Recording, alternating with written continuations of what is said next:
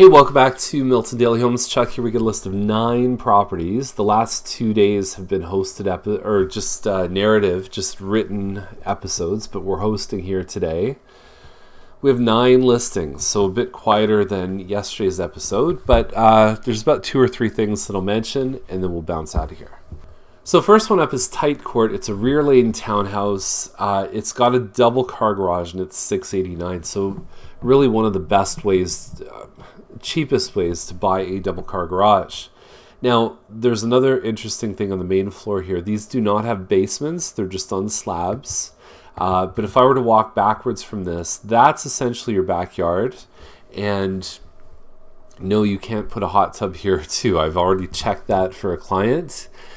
You can't be doing high point loads or even just major weight on this system because it's still wood underneath that deck, structurally speaking.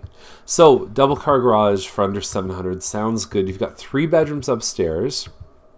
The finishes don't look too bad at all.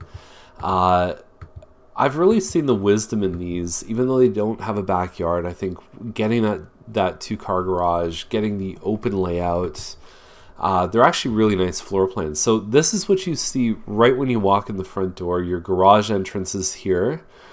You have a laundry room, and then you have a bathroom and a bedroom. And that's the different thing about this home. It's listed as a 4-bedroom, 4-washroom.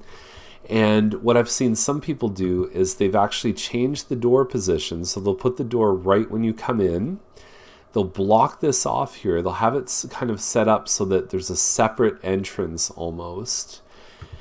And then now you have a bedroom and a bathroom. And some people will even kind of put a small kitchen or kitchenette in that bedroom area. It's a decent size. You gotta be careful with scale, obviously.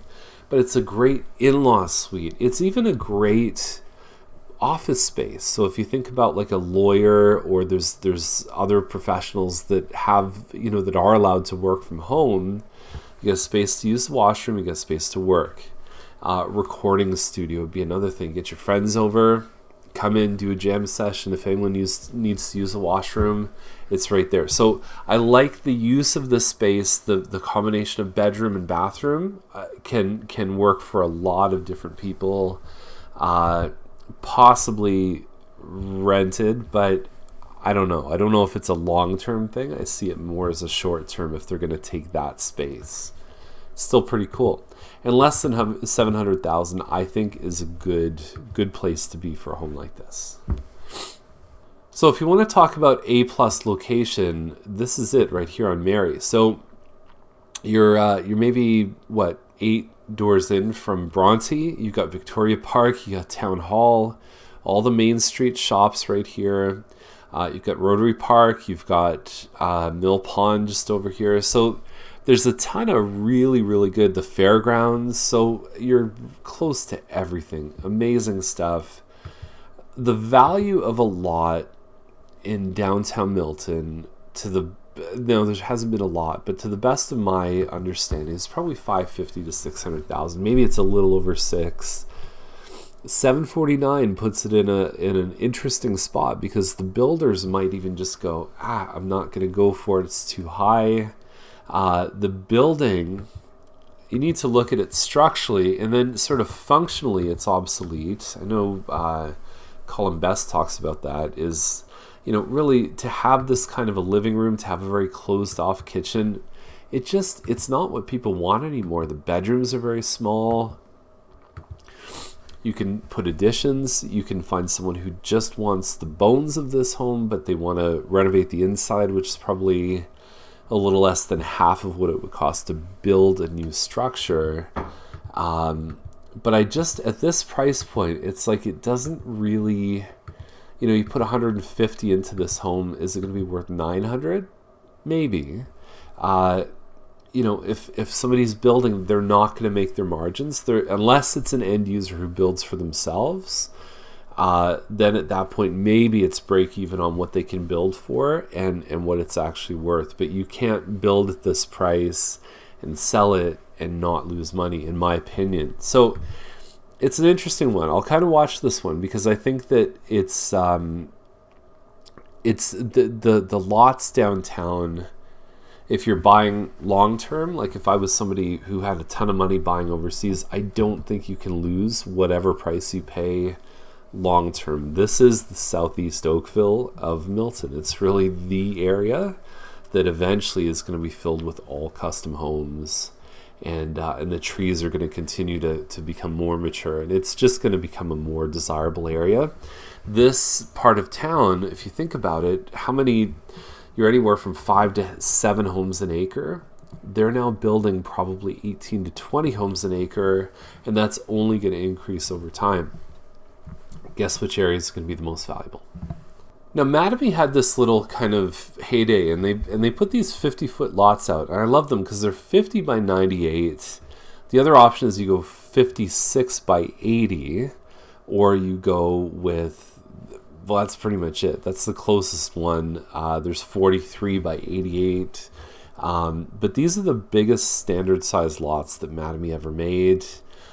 This home, it says it's 3,600 square feet.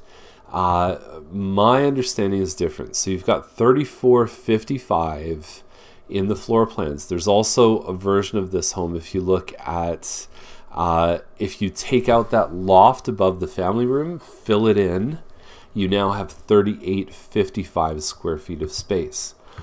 But if you look at this square footage range, I don't think it's supposed to be there. I've sold this home quite a few times, including breaking the record years and years ago, probably 10 years ago, for all of Milton. At the time, it was a pie-shaped lot, forest behind, walkout basement, beautiful finishes, and it was $740,000, which is just crazy to think about how far prices have come in those 10 years.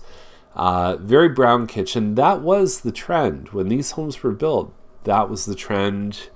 It's changed a bit. And I say that, I'm not attacking, because my kitchen is almost exactly that color. I don't love it. At the time, it was certainly passable. Now everybody wants either a darker, very dark wood, or they're looking for a cream-colored kitchen. That's really where the trends have gone. So upstairs, you've got 4 bedrooms. If you do the 3,800 square foot, there's a version with a 5-bedroom too, and then good-sized backyard. All in all, I like this one. I actually even like the price. We just sold one 3,300 square feet that, in my opinion, didn't show as well as this.